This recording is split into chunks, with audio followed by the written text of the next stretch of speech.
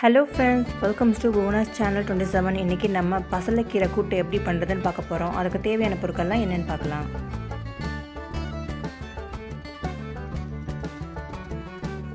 ஒரு பிரஷர் குக்கர்ல 200 கிராம் அளவுக்கு வாஷ் பண்ண பாசிப்பருப்பை சேர்த்துக்கிறேன்.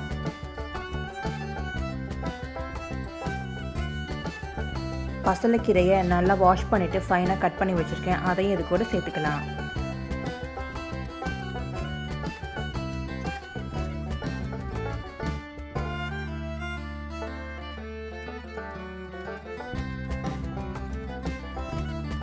ரெண்டு தக்காளியை கட் பண்ணி வச்சுருக்கேன், அதையும் இது கூட சேர்த்துக்கலாம்.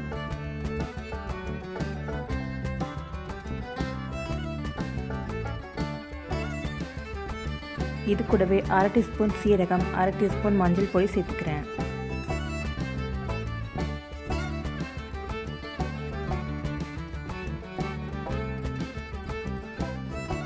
ஒரு 2 டீஸ்பூன் அளவுக்கு குழம்பு மிளகாய் பொடி சேர்த்துக்கிறேன்.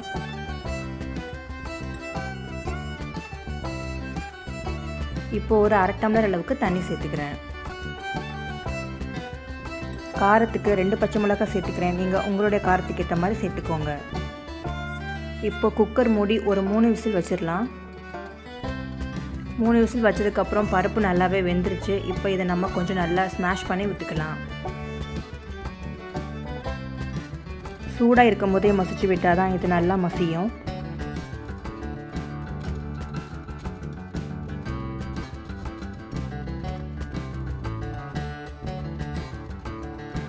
ஒரு கடாயில் 2 டீஸ்பூன் அளவுக்கு நான் எண்ணெய் சேர்த்துக்கிறேன்.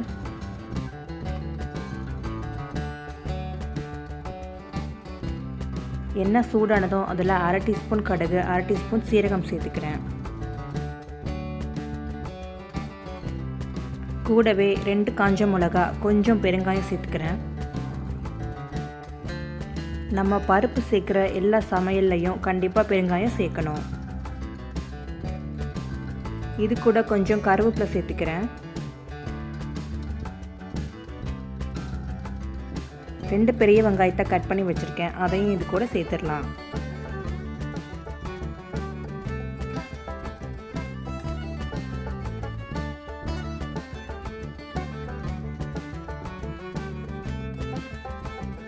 இப்போ இந்த கிரேவிக்கு தேவையான உப்பை நான் இப்போயே சேர்த்துக்கிறேன். வெங்காயம் நல்லா ப்ரௌன் கலராக ஆகிற வரைக்கும் வதக்கி விடுங்க.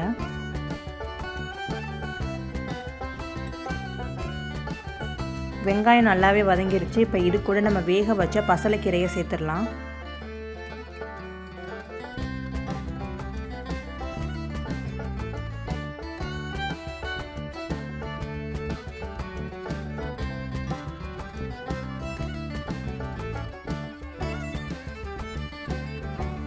கீரையை சேர்த்ததுக்கப்புறம் ஒரு 2 நிமிஷம் நல்லா மிக்ஸ் பண்ணி விடுங்க.